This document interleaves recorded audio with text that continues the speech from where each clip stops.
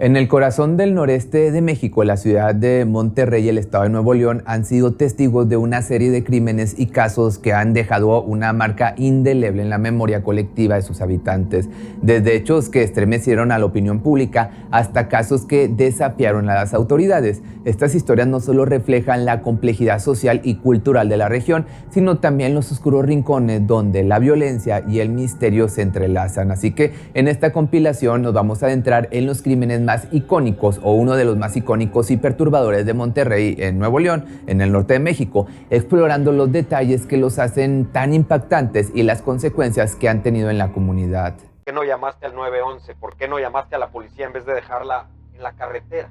Sí, yo nada más quiero aclarar de que siempre quise ayudarla. En ese momento es algo algo inusual.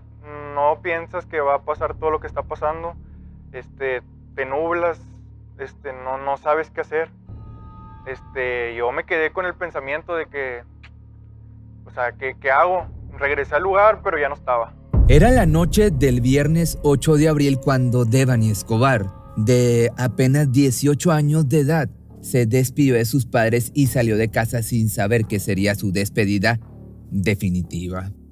La joven asistió junto con dos amigas a una fiesta en la Quinta Venecia, ubicada a unos metros de la carretera en Nueva Castilla Escobedo, en Nuevo León, en México.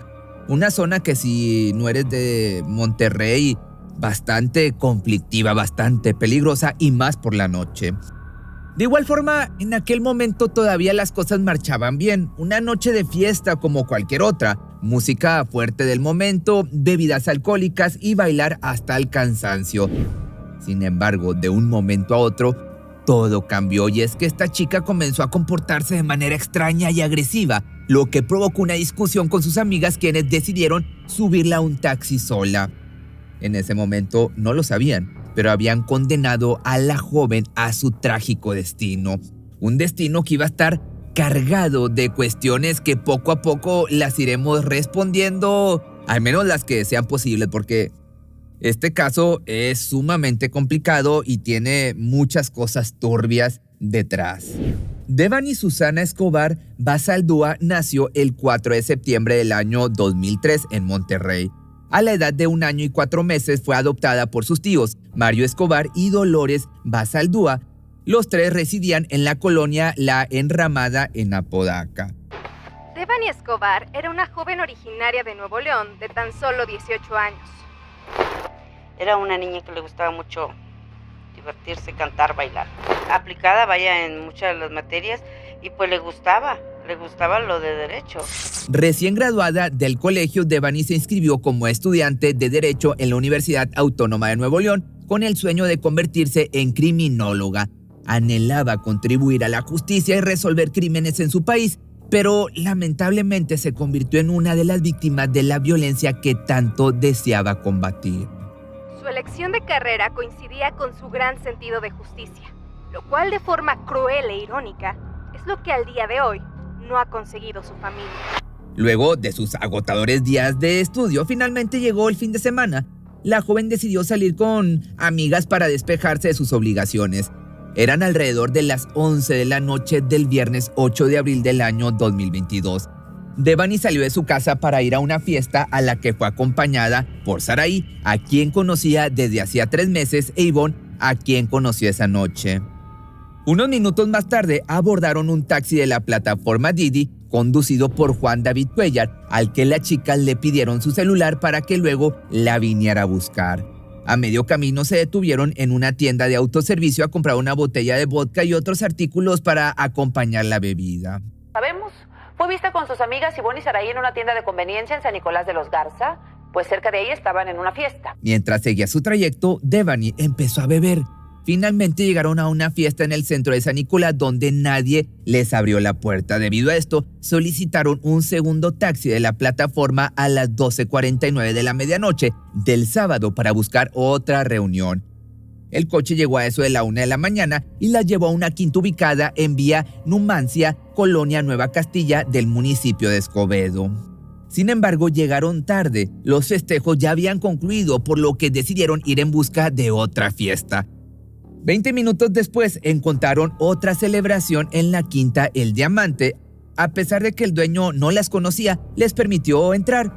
10 minutos después, la situación se volvió preocupante y es que Escobar, que ya estaba ebria, salió de la fiesta y se enfrentó a algunos de los invitados del lugar. Hemos visto, Devani sale corriendo, atrás de ella un joven, ella lo empuja, sale después, ahorita lo vamos a ver, ahí estamos viendo el forcejeo, sale otro grupo, otro joven acompañado de una de las amigas de Devani y luego salen otros jóvenes más, ahí están, la rodean. Aproximadamente a las 3:29 de la madrugada, Cuellar, el conductor que las había llevado, recibió un mensaje de Ivonne pidiendo su servicio. Cuando llegó al lugar, las amigas de Devani le pidieron que solo la recogiera a ella. Sin embargo, Devani comenzó a comportarse de forma agresiva y quería volver a la fiesta. A pesar de esto, el conductor logró hacerla subir y arrancó hacia su domicilio. ¿Y por qué ellas se fueron en otro carro y Devani contigo? Pues lo único que me comentó ella es de que pues eran malas amigas porque no la habían querido llevar. Cuando llegó a la dirección, el chofer se dio cuenta de que estaba equivocada. No era el domicilio de la joven. A través de mensajes, el conductor pidió ayuda a las amigas. Ellas intentaron contactar a la madre de Devani por teléfono, pero no respondía. El chofer trató de convencer a la joven para que llamara ella misma a su madre, pero le dijo que no tenía batería en el teléfono. Y así comenzó a llorar. Después de eso me pide un cable para cargar su celular. Yo le paso el cable y ella se viene hacia la parte de adelante. Aunque era inusual que los clientes se sentaran en el asiento delantero, el conductor no pudo evitarlo porque la joven estaba siendo agresiva y grosera. Me detengo y me dice que la bajara ahí, pero era un monte. Yo le dije, no te puedo bajar aquí. Le digo, si quieres te dejo en un lugar donde te recogí. El conductor la llevó de vuelta a la fiesta, pero ella se negó a bajarse. En ese momento, sus amigas le enviaron la dirección correcta del domicilio de Devani. El chofer avanzó y justo antes de llegar a la carretera, la joven le pidió que se detuviera. Él obedeció pensando que necesitaba vomitar, sin imaginar que realmente planeaba bajarse en medio de la nada. Se baja y ahí es donde yo tomo las fotografías, le aviso a sus amigas de que se bajó. Incluso con un compañero de trabajo también le aviso de que, oye, me está pasando esto. El hombre envió la imagen a las amigas con la esperanza de que se preocuparan por ella, pero para su sorpresa respondieron diciendo, gracias, pero no sabemos qué hacer. Según ellas, había estado insoportable durante toda la noche, incluso las había golpeado y mordido. Esta fue la última fotografía de Devani, tomada poco antes de las 4:30 de la madrugada. En la imagen se la vio ubicada en el kilómetro 15.5 de la carretera de la capital hacia Nuevo Laredo, Tamaulipas, entre un motel llamado Nueva Castilla y la empresa de transportes Alcosa. De igual forma, sin poder hacer nada, el chofer se fue del lugar luego de haber enviado la foto como evidencia de que no la había dejado en su domicilio. Yo duro 3 minutos aproximadamente ahí parado a ver si ella se regresa, si se arrepiente, no sé. Ella nunca volteó y yo lo que hice fue seguir. Horas más tarde, esa misma imagen llegó al WhatsApp del padre de Devani por parte de sus amigas. Al despertar por la mañana, Mario Escobar se encontró no solo con ese mensaje, sino también con una decena de llamadas perdidas. Desesperado intentó contactar a la hija, pero para su desconcierto ella nunca respondió. En ese momento temió lo peor.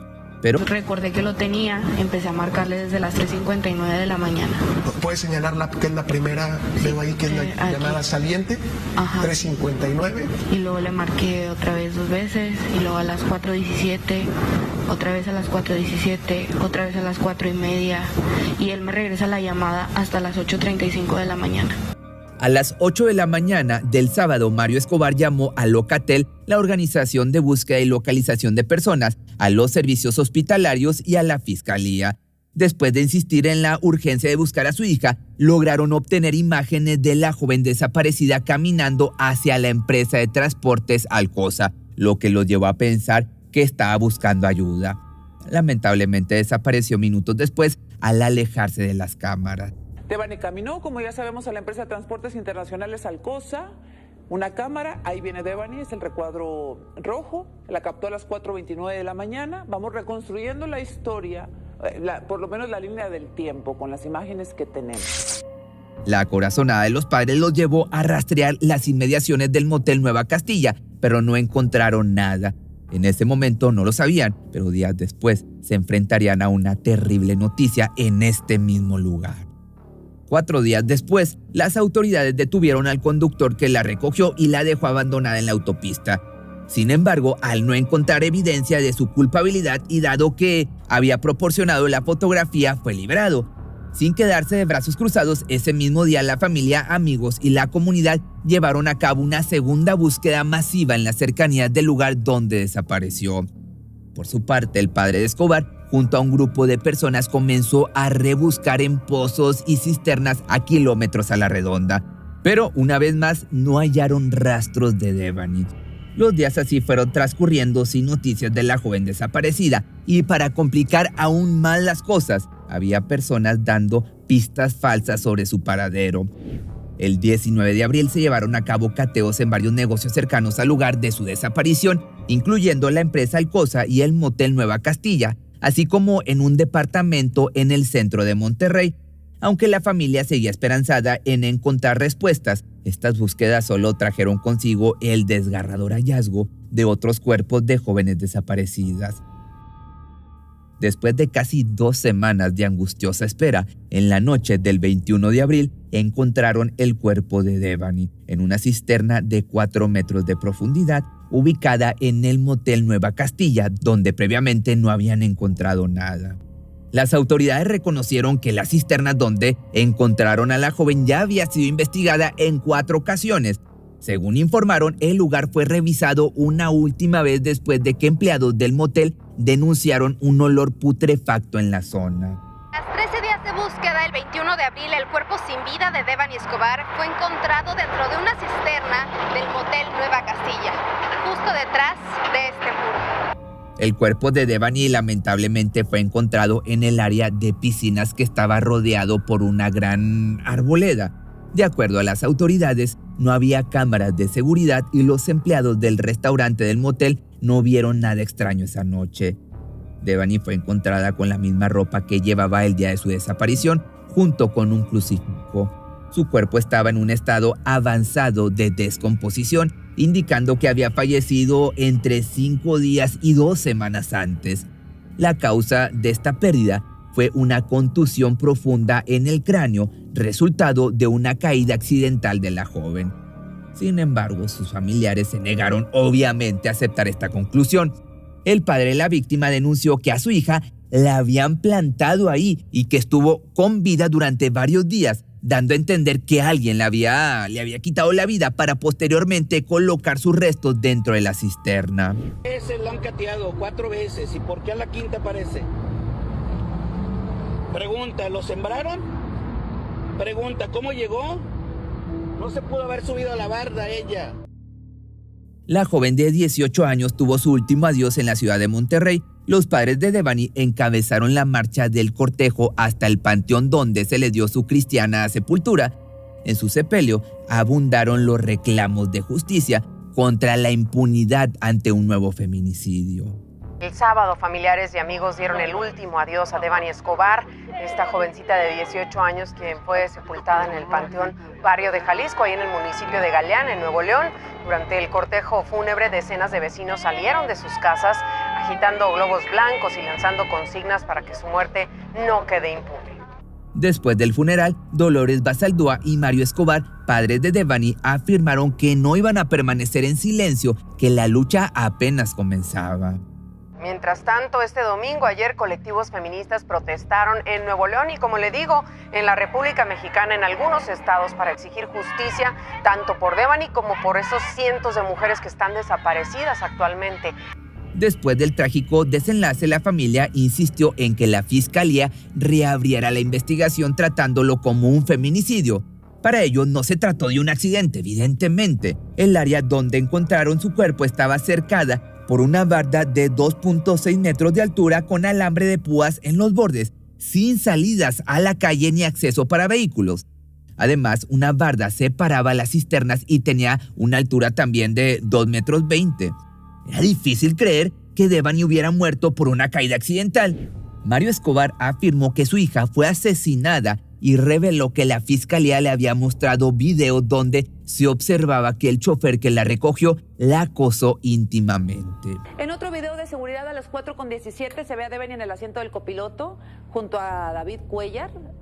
Se pasó ahí, dice él, porque ella quería cargar su celular. Según el padre, en este video se observó cómo el conductor le tocó los pechos sin su consentimiento, razón por la cual la joven habría pedido bajar del auto. Se dice que tú la tocaste o que tú abusaste de ella o pasaste su brazo por encima de su cuerpo. ¿Esto es verdad? No, en ningún momento. En ningún momento. Yo siempre traté de ayudarla, pero la chava pues andaba, no estaba en sus 5 sentidos. La investigación parecía estancada, pero los medios de comunicación publicaron un video filtrado que mostraba a la joven cerca del motel. Bajo la presión mediática, la fiscalía anunció que el caso sería tratado como un feminicidio, trasladando la investigación a la Fiscalía Especializada en Feminicidios y Delitos contra las Mujeres. Salimos tranquilos, más no satisfechos. Hasta ahorita no hemos tenido una respuesta directa. Queremos ver avances, queremos a los culpables. En la Fiscalía General de la República que nos comentaban que sí van a trabajar en el caso. Pero bueno, después de 4 meses que ya tienen ellos la carpeta, deberían de tener algunos indicios. El 26 de abril, la fiscalía reveló nuevos videos de Devani en el motel, a pesar de que tanto el establecimiento como la propia fiscalía habían afirmado inicialmente que no existían grabaciones. Finalmente se descubrió la existencia de otros 15 videos de la zona que mostraban a Devani deambulando. En los videos fue captada cruzando la calle a las 4:29 hacia la empresa de transporte Alcosa, donde no ingresó a pesar de llegar a la entrada y asomarse a la caseta del sitio. Luego siguió caminando hasta llegar al motel a las 4:33 de la madrugada, donde fue captada por 2 cámaras. En ninguna de las 2 se vio que alguien la estuviera persiguiendo. Casi un mes después de su muerte, la familia de Devani llevó a cabo una investigación independiente que reveló información impactante. Y es que descubrieron que la causa de su fallecimiento fueron golpes severos en la cabeza provocados por un objeto. Además, su cuerpo mostraba lesiones y signos de violencia íntima, concluyendo que había perdido la vida antes de ser encontrada en el lugar. Así, tras la angustiosa revelación, Mario Escobar anunció que emprendería acciones legales contra el personal de la fiscalía por el manejo deficiente del caso. Gracias a sus reclamos, el cuerpo de la joven fue exhumado y se realizó una tercera autopsia con la ayuda de expertos médicos. Esta nueva autopsia descartó las versiones anteriores sobre la causa de su muerte, como el golpe en la cabeza o la posibilidad de ahogamiento en la cisterna, eliminando por completo estas teorías. Según la nueva autopsia, la causa de su fallecimiento fue determinada como asfixia por sofocación u obstrucción de los orificios respiratorios, ocurrida 3 a 5 horas antes de su hallazgo. Además, no se encontraron evidencias de violencia íntima y se descartó la posibilidad de asfixia por ahogamiento. Parecía evidente que alguien la había sofocado con sus propias manos.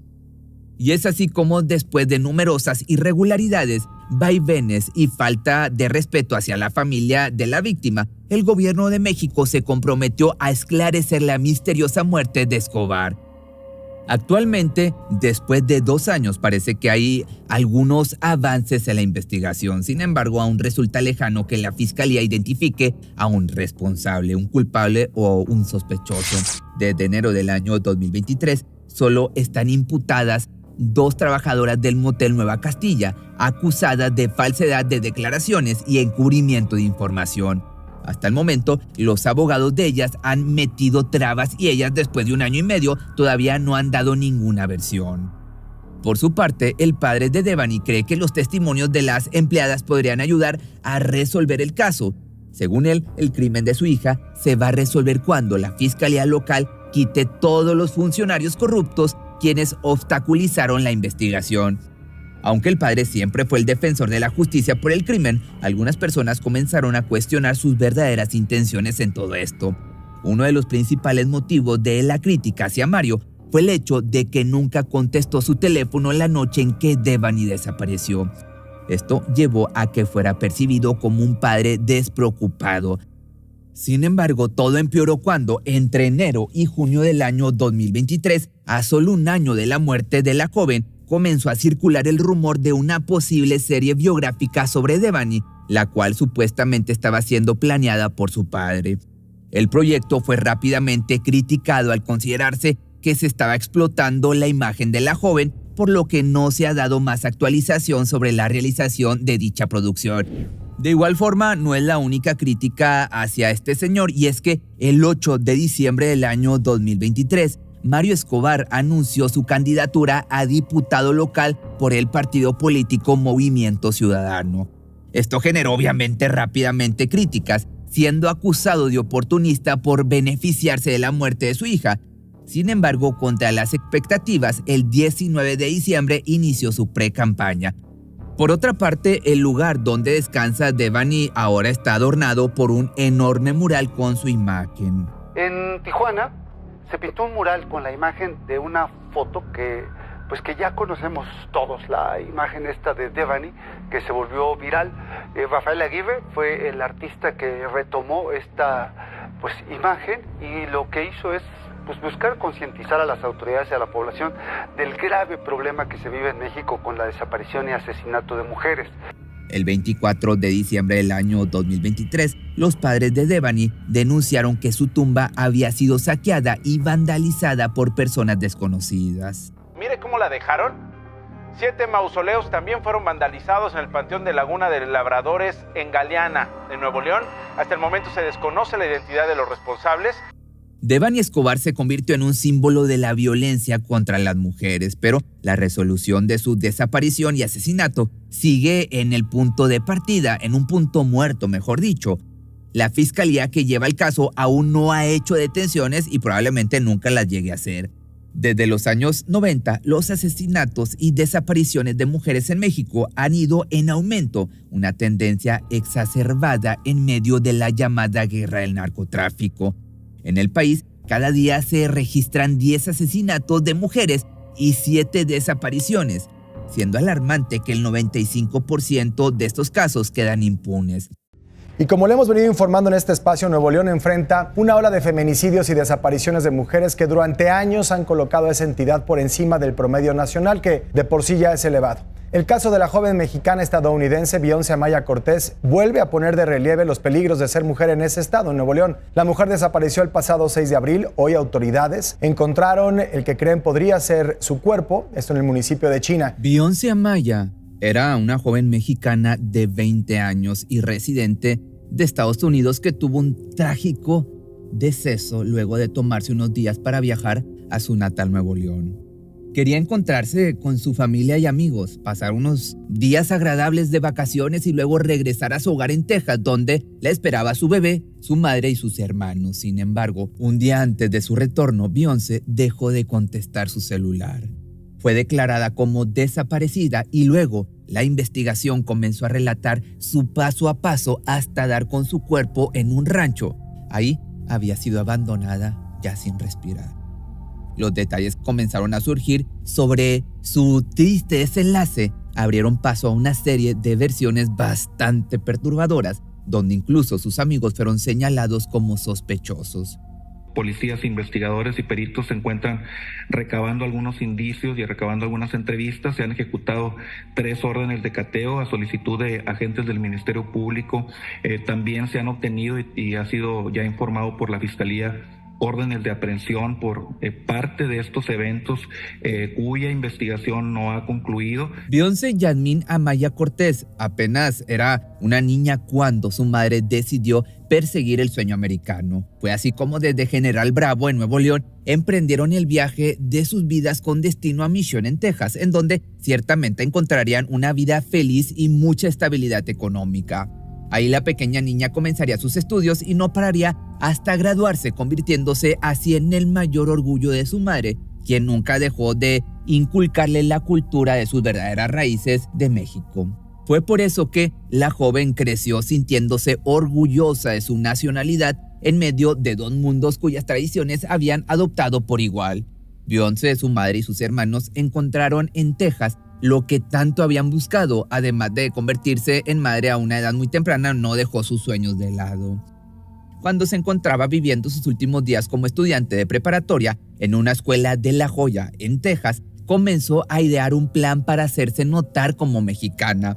Deseaba experimentar su graduación haciéndole honor a sus dos culturas. Mandó confeccionar una estola con la bandera mexicana y la bandera de Estados Unidos.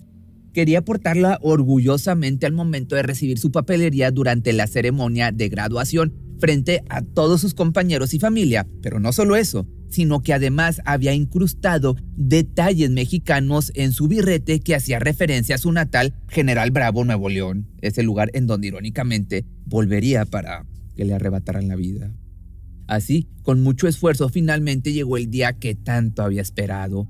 Beyoncé no solo era perseverante, sino una mujer muy aguerrida, carismática y agradable. Tenía mucha ilusión en culminar una etapa tan hermosa, llevando en su corazón sus raíces latinoamericanas, por lo que llegó luciendo sumamente espectacular. Con esa sonrisa que la caracterizaba, su cabello largo y bastantes sentimientos encontrados por semejante celebración. Pero, desgraciadamente, las cosas no resultarían como ella quería. Por una parte, la comunidad latina aplaudía su valiente acto, pero por la otra, quienes oficiarían la ceremonia le advirtieron que no podría pasar a recibir su diploma portando la bandera de México. Así que mediante su cuenta de TikTok compartió un video relatando su amarga experiencia. Este no lo vas a poder usar, el de México. No. Seguido de las indicaciones, le comentaron que después de pasar por su papelería podría volverse a ponérsela. Sin embargo, el incidente causó tanta indignación que la señorita recién graduada terminó siendo entrevistada por medios de comunicación locales. Un estudiante, el día de su graduación, le pidieron que se quitara una estola que llevaba, pues haciendo alusión a la bandera de México y de los Estados Unidos.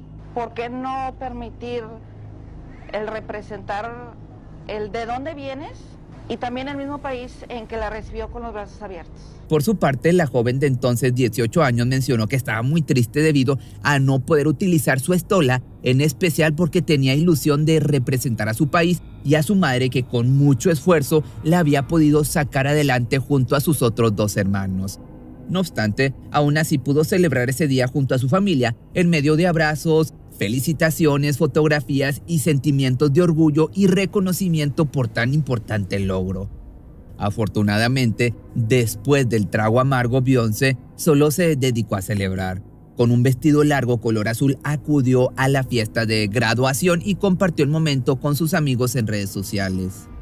Era un nuevo comienzo, siempre buscaba superarse a sí misma, por lo que esta victoria escolar significaba mucho para ella. Sin duda la vida le sonreía, pero más grande fue su alegría cuando tiempo después recibió la noticia de que estaba esperando un bebé, mismo que recién había cumplido 4 meses al momento de su fallecimiento.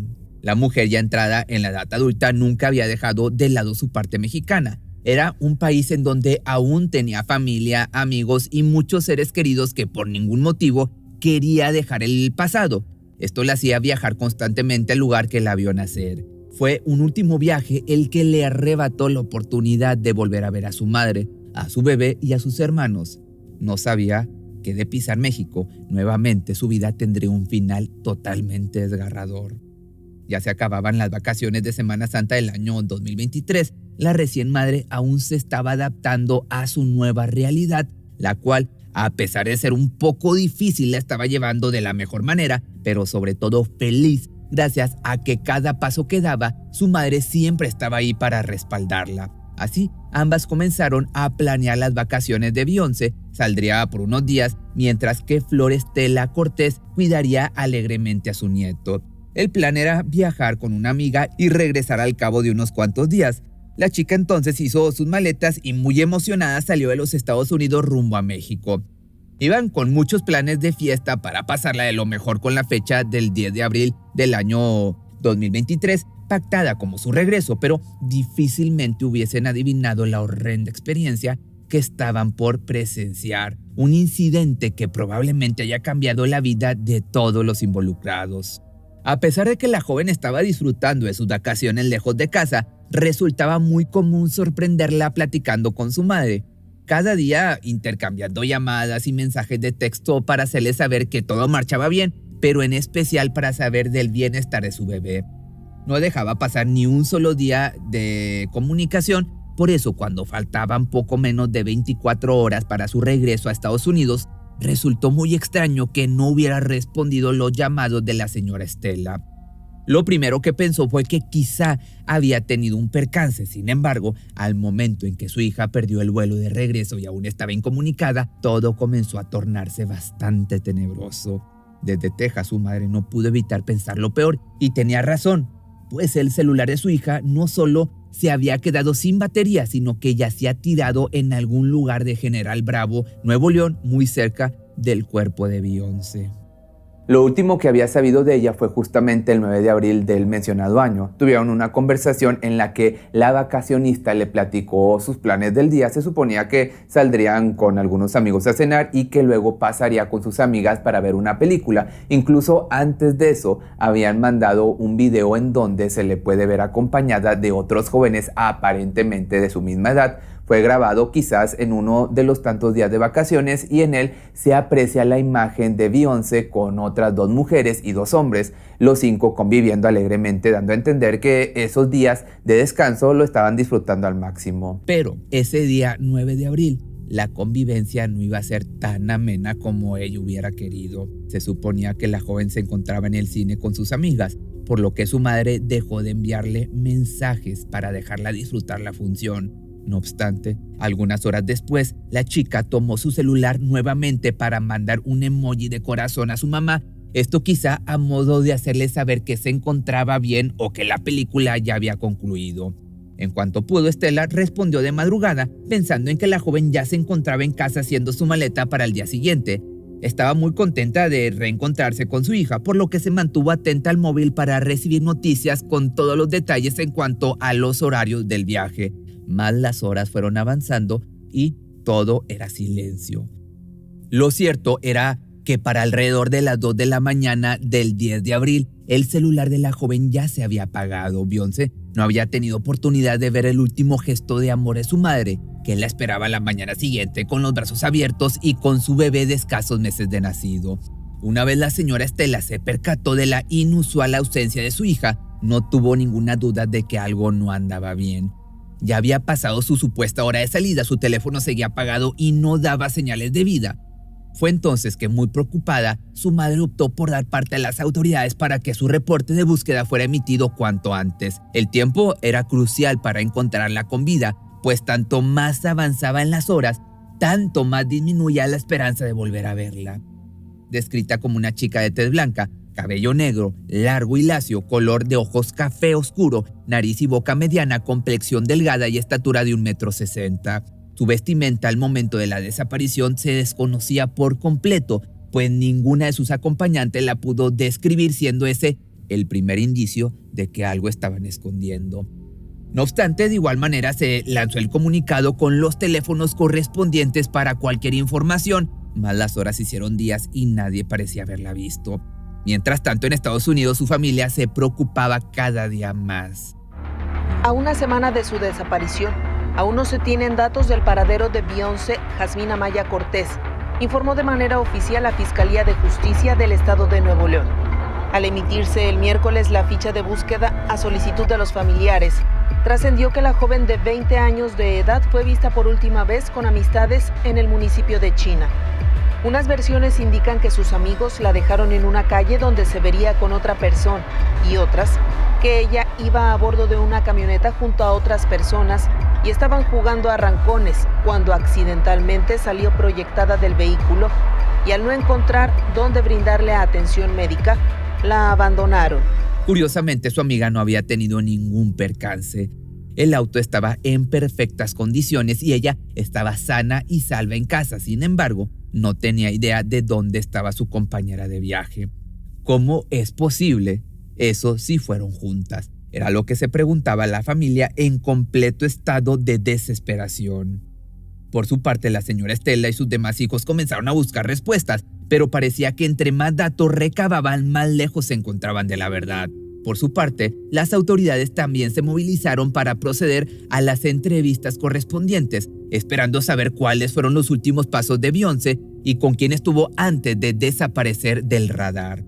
Lo primero fue acudir con el par de amigas con quienes había ido al cine. Sin embargo, sus datos fueron tan poco relevantes y escuetos que ni siquiera pudieron dar el dato de cómo iba vestida la chica la última vez que la vieron. En cambio, solo pusieron sobre la mesa la idea de que otras personas pudieran estar involucradas, pues aparentemente la joven había salido a cenar con otros amigos algunas horas antes de acudir a la función. Con semejantes datos tan imprecisos, lo único que lograron fue que todos se sumaran a la lista de sospechosos, incluyendo a las amigas que habían acudido al cine. Esto por lo menos hasta que pudieran ofrecer una versión más firme en cuanto a la secuencia de los hechos de aquel día. Según ellas, todo había transcurrido de manera normal. Junto a Beyoncé acudieron como en cualquier otra ocasión a disfrutar de la película del momento. Incluso en ese lapso de tiempo fue que la joven estuvo comunicándose con su madre. Se suponía que esa salida iba a ser la última antes de emprender el viaje de regreso a su residencia en Texas. No obstante, hubo un cambio de planes de último momento. Cuando el filme terminó, las jóvenes salieron directo al auto para manejar a casa desde Montemorelos. Una vez en camino, aparentemente la chica solicitó que se le dejara en una avenida justo poco antes de entrar al municipio de China, Nuevo León. Ya era muy tarde y estaba sumamente oscuro. Sin embargo, sus compañeras no pusieron ninguna objeción y detuvieron el auto prácticamente en medio de la nada para que su amiga descendiera. Que si tú no eres de Nuevo León o no conoces, esos municipios están afuera del área metropolitana, digamos del área urbana. Pero regresando a donde estábamos, apenas la joven cerró la puerta del carro y las chicas arrancaron para seguir su camino. Pero, ¿por qué quería quedarse ahí en donde aparentemente no había nada?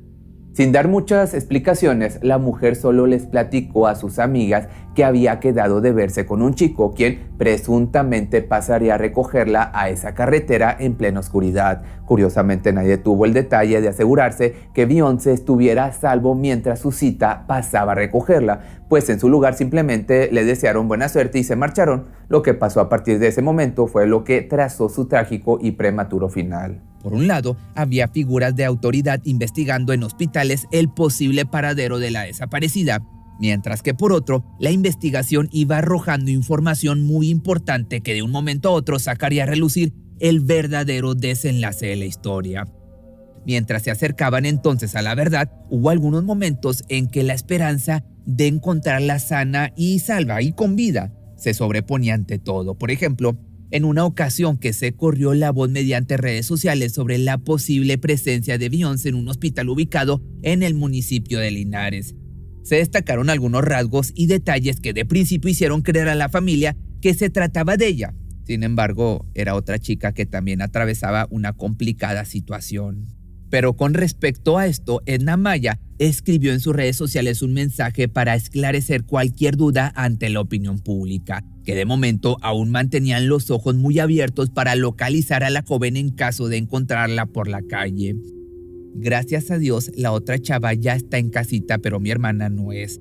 Claro que lo pondré aquí al encontrarla. Esto fue lo que dijo una de las hermanas a Maya a través de Facebook.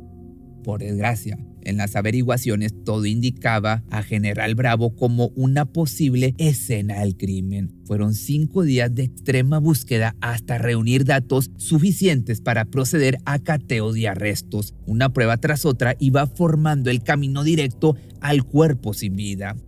En total sumaron 3 puntos de interés, los cuales al día 14 de abril del año 2023 se pusieron bajo vigilancia policíaca y fueron allanados. La Fiscalía Estatal realizó 3 cateos, tanto en los municipios de China como de General Bravo. En uno de estos cateos, el último, Andrea, realizado en una vivienda del poblado conocido como El Verde, fue localizado el cuerpo de una mujer. Lo que se tiene confirmado hasta el momento por las autoridades es que el cuerpo localizado tenía varios rastros de que había sido atropellado. La persona, la mujer, fue atropellada Todavía se sigue investigando, hay al menos 4 presuntos implicados, uno de ellos que no ha sido localizado por las autoridades. Sabemos que los otros ya han estado rindiendo sus declaraciones. Durante la madrugada realizaron la necropsia de este cuerpo, porque también es muy importante destacar, Andrea, que todavía falta la identificación genética para saber si se trata o no de esta joven de 20 años. Se trataba de propiedades relacionadas con gente cercana a la víctima, y aunque no se esclareció que fuera ella desde el minuto 1, su madre, Estela, sabía perfectamente que había perdido a su hija para siempre. Las escasas características que se pudieron hacer públicas sobre el estado del cuerpo era todo lo que la mujer necesitaba para poner identidad al cadáver. Me han matado a mi hija y me han matado a mí, fue lo que expresó para un medio de comunicación al enterarse del hallazgo. Estos 3 ranchos que fueron inspeccionados por órdenes de las autoridades estaban ubicados en barrios muy poco seguros, especialmente el poblado El Verde, justo donde se localizó el cuerpo. Parecía el área perfecta para deshacerse de la principal prueba que podría incriminar a alguien. Se supuso que quien la hubiera abandonado ahí lo habría hecho con toda la intención de que nunca se descubriera y pasara desapercibida, pensando que debido a lo recóndito del sitio, nadie se daría cuenta. Está muy feo el camino, hay como puros arroyos y eso. Y ahorita de noche pues no se ven porque está puros mezquites por un lado y mezquites para el otro y no. Ahora, me comentaba que es ya justo pegado a China esto. Casi, sí está casi. ¿Y en quién viven esos ranchos? No, pero es que ya muchos señores de los dueños de ahí ya fallecieron. Están deshabitados. Sí, están solos. Aunado al hecho de que era una zona muy insegura, se sumó el detalle de que ya nadie vivía en ese rancho. Sin embargo, investigando un poco sobre los familiares de los verdaderos dueños, pudieron darse cuenta de que convenientemente había chicos relacionados con la víctima y, por si fuera poco, con un historial delictivo bastante, interesante para ser tomado en cuenta.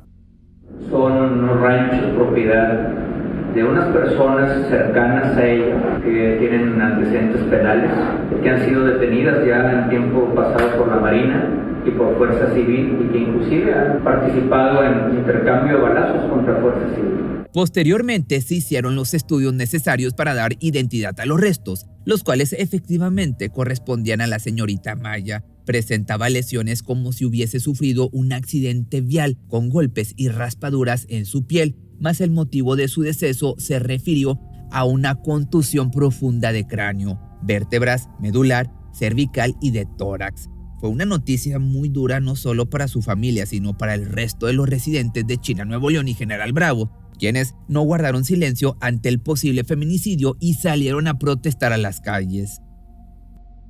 ¡Porque vivas se las llevaron! ¡Viva las queremos! ¡Porque vivas se las llevaron! ¡Viva las queremos! ¡Justicia para Beyoncé! ¡Justicia para Beyoncé! ¡Y a la próxima incendiamos China! Aquí la pregunta era, ¿qué le pasó a Beyoncé? Ahora solo quedaba determinar si su deceso había sido parte de un accidente o de un feminicidio, y para descubrirlo estaba el testimonio del principal sospechoso, un sujeto denominado como Martín N., de 19 años de edad, que fue detenido el día 21 de abril. Este tipo era quien arrastraba antecedentes criminales bastante cuestionables, pues no solo en el pasado había tenido bajo su poder armas de fuego, sino que las había utilizado para enfrentarse a elementos de la Fuerza Civil y de la Marina. Sin duda, manejando un perfil que fácilmente podría encajar con el culpable de haberle quitado la vida a la señorita Maya.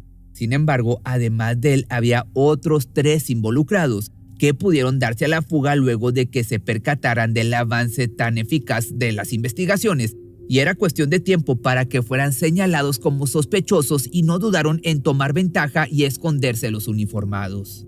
Luego de esto, la Fiscalía ordenó el inicio de una investigación bajo el protocolo de investigación de feminicidio en el que se investiga con perspectiva de género para indagar si ella hubiera sido víctima de actos que hubieran devenido en su muerte, ya fuera actos cometidos con dolo, por acción o incluso en lo que le llamamos omisión punible, que es una hipótesis que también se está investigando, y pues lo trascendido también públicamente. No quisiera confirmarle, Magda, puesto que la investigación no ha llegado aún al momento de establecer con claridad cuál de estas hipótesis es la más clara, pero sí es importante decirle, la investigación de su muerte se lleva en este momento bajo el protocolo de investigación de feminicidio. Los misterios que rodeaban su caso pasaron de ser una desaparición a un feminicidio y luego a un supuesto accidente, pues diferentes versiones emergieron dando diferentes perspectivas de los hechos. Mas las contradicciones de todos los implicados no fue lo único que jugó en contra para obstaculizar la resolución, sino que además la madre, que recién había perdido a su hija, se convirtió en víctima de amenazas donde le advirtieron que retirara la denuncia en contra de Martín y sus cómplices. No obstante, la señora Estela dijo estar dispuesta a todo con tal de que su hija tuviese justicia que se merecía.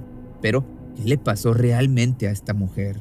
Pues bueno, extraoficialmente se comenzaron a contar las diferentes historias. En una se aseguraba que la herida mortal en su cabeza había sido ocasionada por un accidente vial, luego de que el conductor del auto en el que viajaba con otras personas excediera el límite de la velocidad y, a consecuencia, ella cayera al vacío, siendo posteriormente atropellada por el mismo vehículo. Entre el pánico de no saber qué hacer, los implicados supuestamente la habrían abandonado en el rancho donde día después apareció el cuerpo. Como segunda versión, se dice que Beyoncé se despegó de sus amigos por voluntad propia para luego concretar su cita, justo como lo relatamos anteriormente según el cuento de sus amigas. Luego algo similar ocurrió en la carretera para después ser abandonada justo a la entrada del municipio de China. En esta misma línea hay quienes aseguran que el auto en el que viajaba estaba en medio de una carrera clandestina, por lo que los arrancones a excesos de velocidad hicieron que su puerta se abriera y saliera por la puerta del auto golpeándose fuertemente en la cabeza. Todas estas versiones con un mismo final: la mujer sin vida y abandonada. Asimismo, Martín terminó por ser el principal sospechoso debido a que justamente era él con quien la joven había pactado una cita. Era él su acompañante y luego responsable de haber decidido dejar el cuerpo en un rancho familiar en el que, según ellos, quizá nunca la encontrarían. Se dice además que antes de tomar semejante decisión, los chicos acudieron a un hospital con la joven muy mal herida o incluso ya sin vida, pero al no recibir atención optaron por quitarse el problema de encima y deshacerse de la prueba contundente de su crimen. Entre tantas versiones diferentes, entonces, las autoridades aún tienen un largo recorrido por delante para definir lo que realmente ocurrió. Mientras tanto, la búsqueda de los demás implicados sigue en pie y la espera de Martín para su juicio y sentencia dependerá de cuántas pruebas se logren recabar en su contra. Es la calle Monte Casino, número 2909, Colonia Cumbre, segundo sector en Monterrey.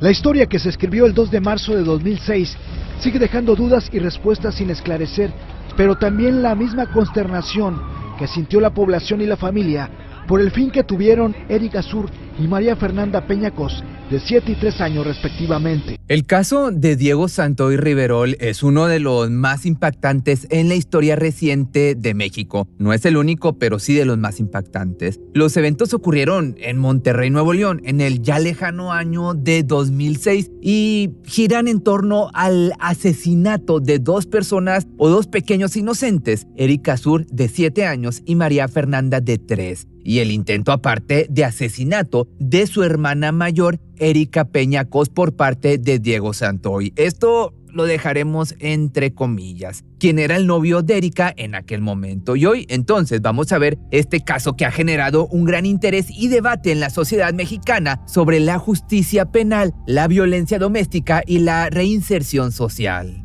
Diego Santoy Riverol nació en el año del 85 en Tijuana, Baja California, México. De niño, él mostraba ser un individuo de naturaleza amable y generosa, además de un apasionado aficionado a los cómics de Spider-Man. Su educación primaria se llevó a cabo en una institución de prestigio y posteriormente continuó sus estudios en la Universidad Autónoma de Nuevo León, específicamente en la Facultad de Ingeniería Mecánica y Eléctrica. Durante su trayectoria estudiantil tuvo la oportunidad de asistir a una celebración de 15 años, donde ahí conoció a Erika. ¿Un error? Pues bueno, quién sabe. Ya eso dependerá de él, pero bueno. De igual forma, una joven que a pesar de la sombra del éxito de su madre, anhelaba alcanzar la fama y el reconocimiento público, que vaya que lo hizo, no de la manera correcta, pero sí lo hizo. La relación entre Diego y Erika carecía de estabilidad. La madre de Erika, Tere Cos, una reconocida astróloga que desempeñaba labores en Multimedios Televisión, estuvo involucrada en rumores que sugerían su relación íntima con Mario Gámez, un presentador del noticiero matutino. Además, se le vinculaba con actividades ilícitas relacionadas con el narco y la gestión de negocios nocturnos como bares y cantinas antes de que se fuera del país. Los hechos ocurrieron entonces el 2 de marzo del año 2006 y marcó un punto sin retorno y devastador en la vida de Diego Santoy y la familia Cos.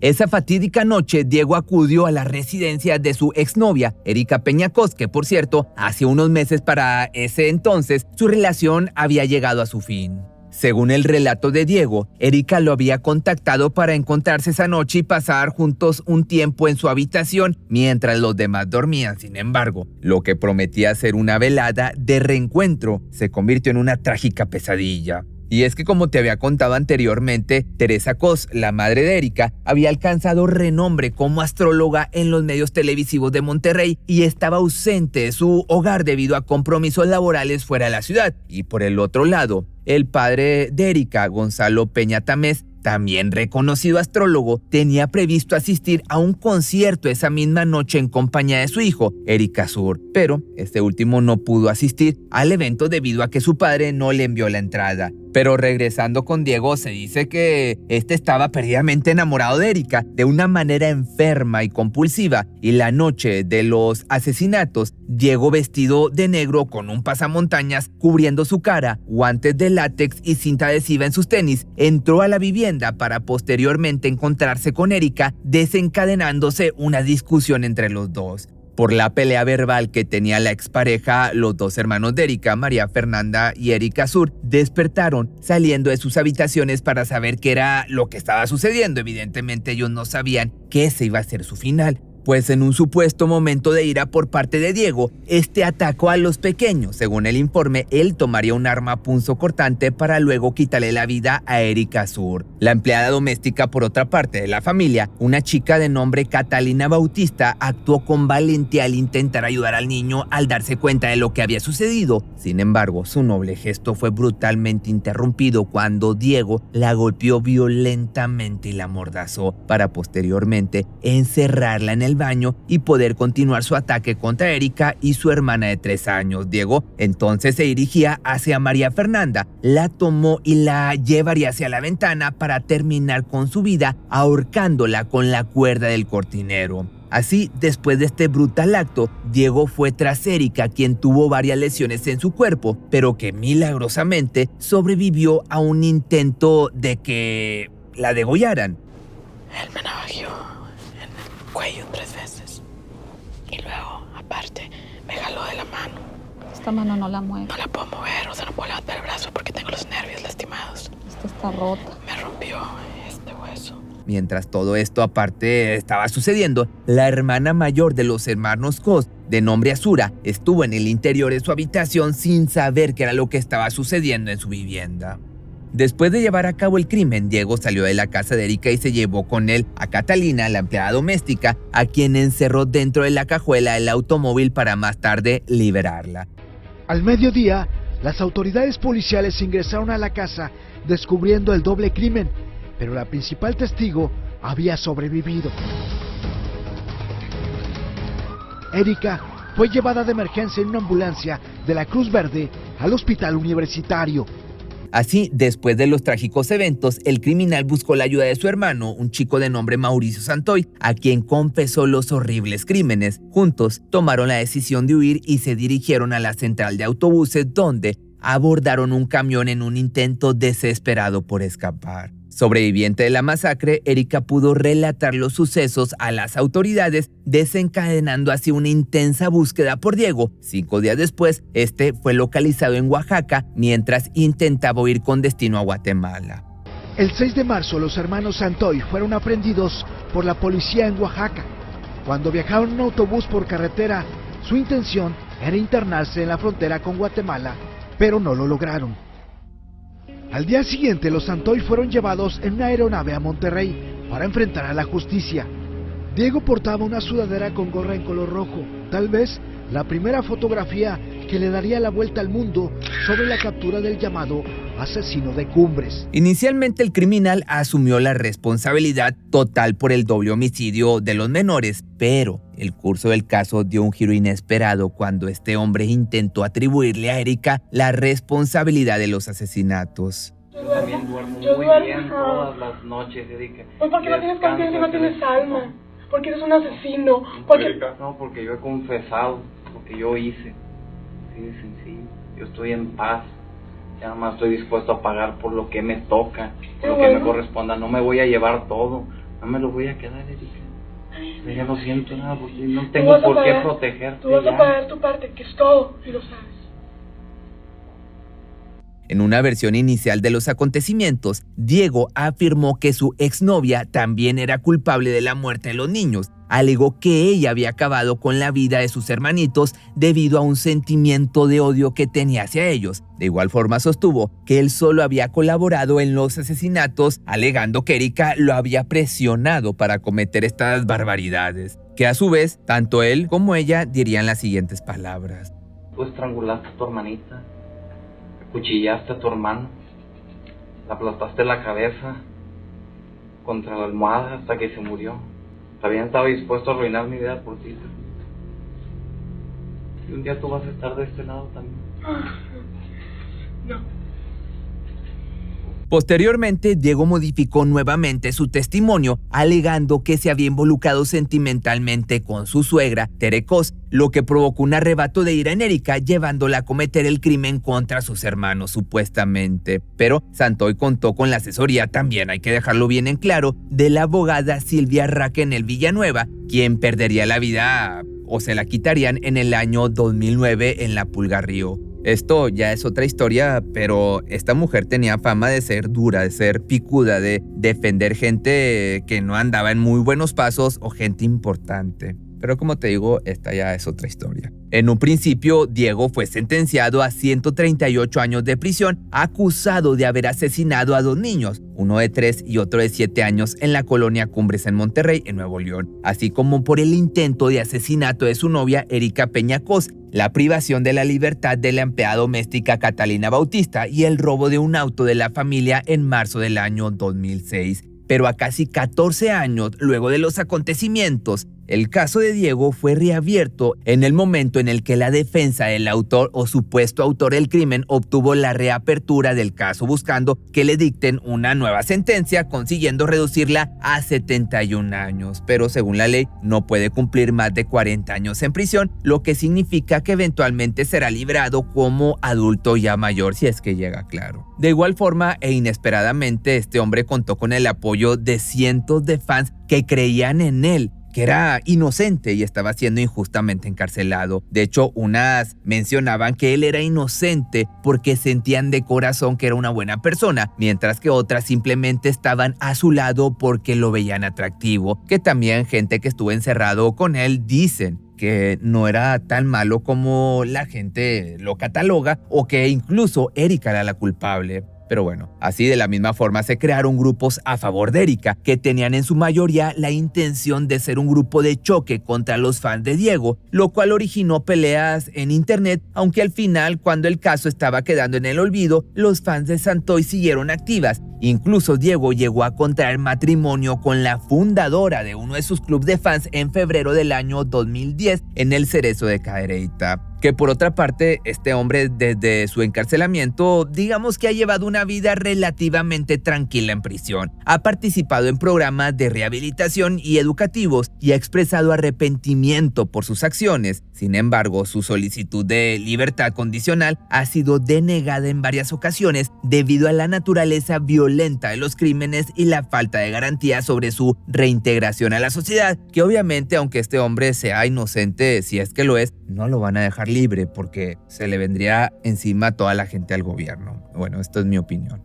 De igual forma, y a pesar de los años en prisión que Diego Santoy ya pasó y seguirá pasando, tendrá que pagar una indemnización de casi 218,000 pesos mexicanos por reparación de daño tras el asesinato de los menores. Él está obligado a pagar compensaciones por tratamiento psicológico. En total deberá también pagar 23,400 pesos a Teresa Guadalupe Cos y León Navarro, mientras que a Erika Peña Cos la cantidad de 10,400 y 23,400 pesos a Catalina Bautista Juárez por tratamiento psicológico de igual forma. También en las compensaciones está obligado a cubrir otros gastos, que estos incluyen 54,000 pesos por estudios y atención médica, así como 10,000 pesos adicionales por incapacidad parcial a Erika Peña Cos. En total la suma asciende a unos 338,000 pesos. Por otro lado, el padre de los niños, Gonzalo Peña Tamés, falleció en diciembre del año 2014 en circunstancias no muy claras. Erika contrajo nupcias y ahora reside en la ciudad de Guanajuato, y por su parte Tere Cos, su madre, también se volvió a casar, y en el año 2021 la casa donde ocurrió el asesinato fue vendida para después ser demolida. En la actualidad, Diego, como te digo,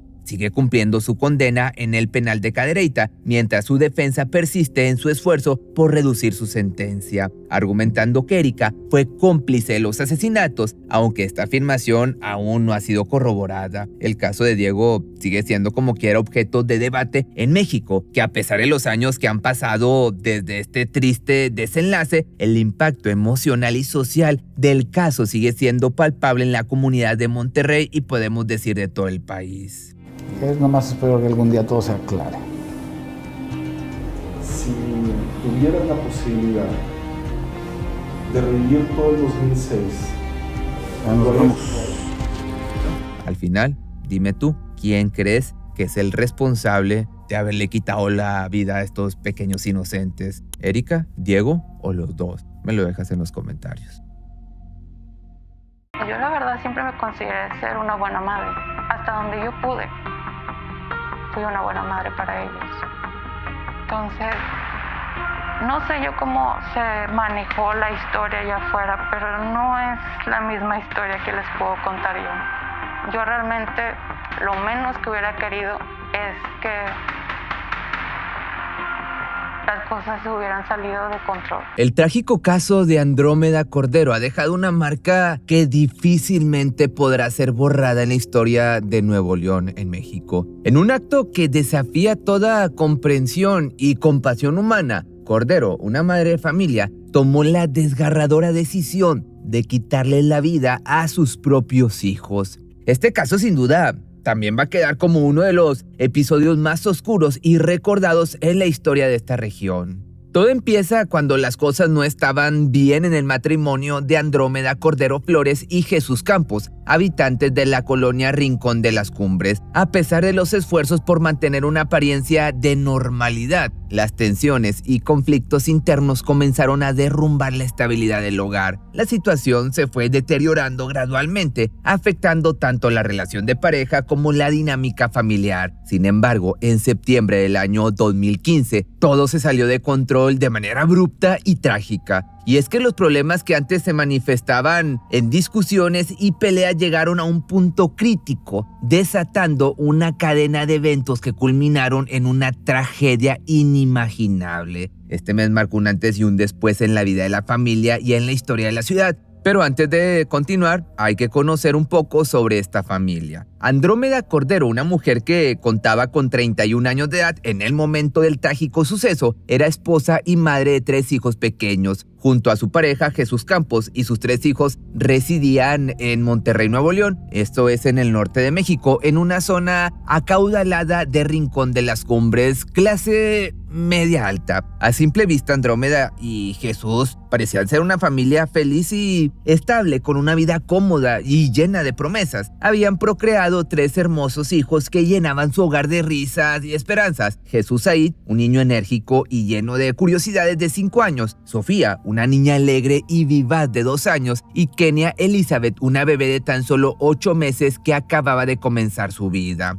Viéndolo entonces desde arriba, desde encima, la familia parecía representar, como te vuelvo a repetir, el ideal de armonía y felicidad que muchos aspiran a alcanzar. Pero, ya sabes que siempre hay un pero, detrás de esta fachada se escondían problemas y tensiones que lentamente estaban acabando con la paz del hogar. Las sonrisas y los momentos de alegría ocultaban una realidad mucho más oscura que culminaría en una tragedia que iba a sacudir toda la comunidad y dejaría una huella imborrable en los familiares, amigos y en la misma ciudad. Desde hacía algún tiempo la pareja mostraba ser muy feliz y unida. Jesús Campos, quien era abogado de profesión, manifestaba también frecuentemente su amor hacia Andrómeda y sus 3 hijos. A menudo se le veía dedicando gran parte de su tiempo a convivir con ellos, participando en actividades familiares y compartiendo momentos de aparente felicidad. Sin embargo, detrás de esa fachada de armonía se ocultaban problemas serios que las personas cercanas a la familia conocían bien.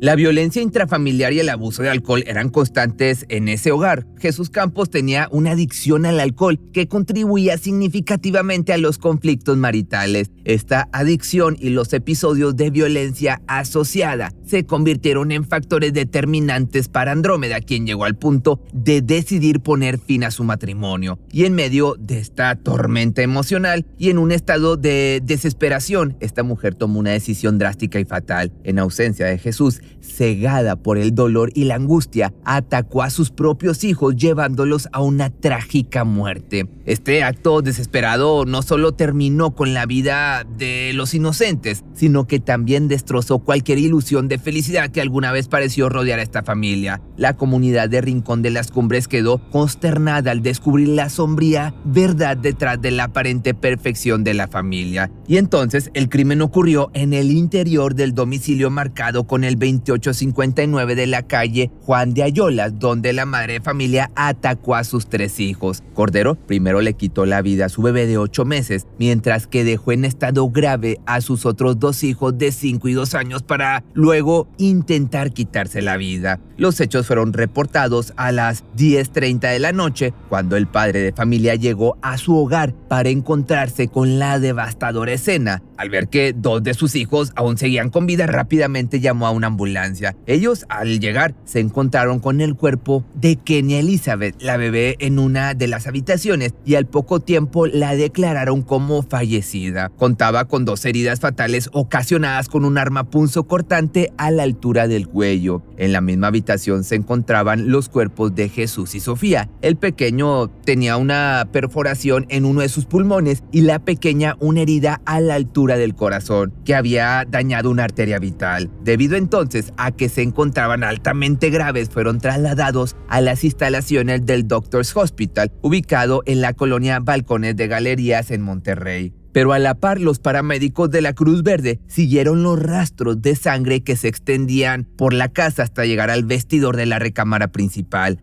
Ahí se encontraron con una escena desgarradora. Andrómeda yacía en el suelo completamente desnuda, con el cuerpo cubierto de rojo y 8 heridas visibles producidas con un cuchillo que se encontraba a su lado. La imagen, te puedes imaginar, era totalmente impactante. Una representación física del dolor y la desesperación que había llevado a este trágico desenlace. La crudeza parte de la escena dejó a los paramédicos en estado de shock mientras intentaban estabilizar a la madre y evaluar la gravedad de sus heridas. Sin embargo, al revisar su pulso, notaron que aún se encontraba con vida, por lo que de inmediato fue trasladada por el personal médico a las instalaciones del hospital universitario, donde rápidamente fue ingresada al quirófano para ser tratada. Personal de la Agencia Estatal de Investigaciones se dieron cita en el domicilio de la familia para comenzar con las indagatorias. En el hogar se descubrieron varias cartas que presuntamente había escrito la madre. En ellas, la señora pedía perdón a su familia por las acciones realizadas contra sus hijos y de quitarse la vida, lo cual no consiguió, como ya sabemos.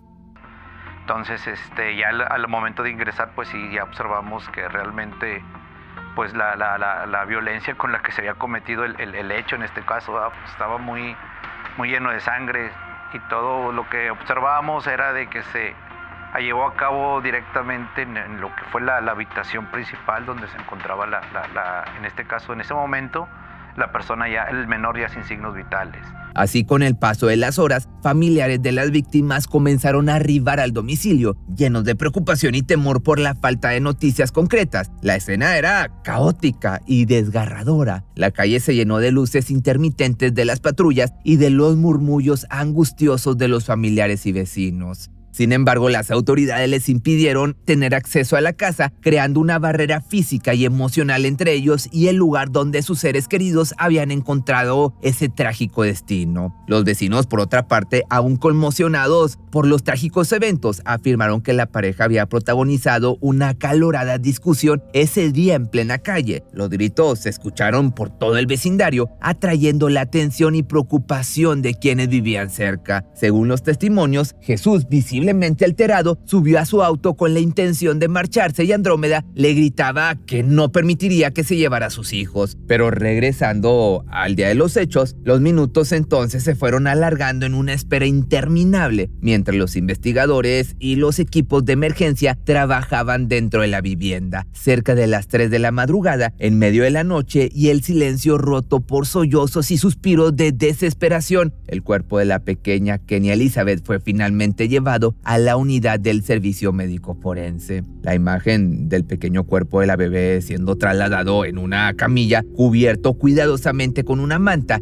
hizo que los familiares quebraran en llanto. El dolor era palpable, con gritos de desesperación y lágrimas incontenibles. La tragedia había cobrado su más inocente vida y el peso de la pérdida era totalmente abrumador. Que por otro lado, Andrómeda, Jesús y Sofía se encontraban en estado grave en un hospital, luchando por sus vidas bajo el cuidado intensivo del personal médico. Los 2 niños que fueron atacados con arma blanca por su madre dentro de una residencia en la Colonia Real de Cumbres, en Monterrey, siguen graves. Están en un hospital privado, de acuerdo a la información proporcionada por la Procuraduría de Justicia en el estado. Las lesiones que presentan Jesús Said y Sofía, estos menores de 5 y 3 años de edad respectivamente, son graves, permanecen en el área de cuidados intensivos. La atmósfera en el lugar era de tensión y a la vez urgencia, con médicos y enfermeras trabajando sin descanso para poder estabilizarlos y tratar las heridas que habían sufrido. Mientras tanto, el padre de los 2 menores, Jesús Campos, fue llevado ante las autoridades para rendir su declaración sobre los trágicos eventos que habían tenido lugar. Ante la gravedad de la situación y la posibilidad de ser implicado en el crimen, el padre actuó rápidamente para protegerse legalmente, asegurando con firmeza que no tenía nada que ver con los terribles actos cometidos y tramitando un amparo. Esta acción legal fue vista como una medida desesperada para evitar una posible detención y para garantizar que se respetaran sus derechos durante la investigación. Que a su vez la noticia del amparo y su declaración generó una mezcla de reacciones entre familiares y conocidos, algunos de los cuales dudaban de su inocencia, mientras que otros creían en su versión de los hechos. Tristemente, al poco tiempo de lo sucedido, la pequeña de 2 años, Sofía, perdería la vida a causa de las mortales lesiones que sufrió supuestamente por parte de su madre. Y en esos días Andrómeda también abrió sus ojos. Se especuló mucho de lo que realmente había sucedido, pues la mujer afirmaba que no se acordaba de lo que había hecho. Pues los médicos la reportan como grave. Al menos es lo que me refirieron el día de hoy los doctores, y no es tan posible eso ahorita de dar alguna declaración. Yo realmente, después de despertar, yo ya desperté en un hospital. Fue bastante difícil para mí. Estuve bajo tratamiento médico por más de 1 año. Prácticamente fue un año muy difícil porque vivía dopada prácticamente, donde el dolor era insoportable. El simple hecho de saber de que me estaban hablando de que mis hijas estaban muertas. Ella no sabía que sus hijas habían perdido la vida, aunque logró hablar telefónicamente con su pequeño hijo Jesús Said, quien se encontraba recuperándose con dificultad. Finalmente, tras recibir el alta médica, fue llevada a una audiencia ante un juez de control, quien tendría la tarea de determinar su situación jurídica. Enfrentando graves acusaciones, ella era responsable del homicidio de sus 2 hijos, así como de la tentativa de homicidio de su hijo de 5 años. Además, se le imputaban cargos por violencia familiar. El pequeño de 5 años dio su testimonio y dio detalles de lo que había sucedido, confirmando que su madre los había atacado, mientras que, por el otro lado, la defensa de la mujer pretendió culpar al niño de haber terminado con la vida de sus hermanitas. A su vez, el proceso judicial fue largo y complejo, y no fue sino hasta diciembre del año 2018 que se llegó a una resolución. Después de un exhaustivo juicio, Andrómeda, la madre asesina de Cumbres, que contaba con 35 años de edad en ese momento, fue sentenciada a 56 años de cárcel por los homicidios de sus 2 hijos, la tentativa de homicidio de su hijo y los cargos de violencia familiar. Con esta condena, Andrómeda no podría salir en libertad hasta los 87 años de edad, si es que llega. Esta sentencia marcando el cierre de un capítulo oscuro en la historia de Nuevo León, aunque las cicatrices dejadas por los trágicos eventos continuarían presentes en la memoria colectiva de la comunidad y de aquellos directamente afectados por la tragedia. Acuérdate que en este lado del canal está el botón de miembros donde puedes tener acceso a contenido extra con un costo de alrededor de 50 pesos, pero si quieres tener más contenido gratis, está Muchos Más Misterios, donde se suben videos martes, jueves y sábados, y en este canal lunes, miércoles, viernes y los domingos. El de Muchos Más Misterios son compilaciones cortas de videos recientes.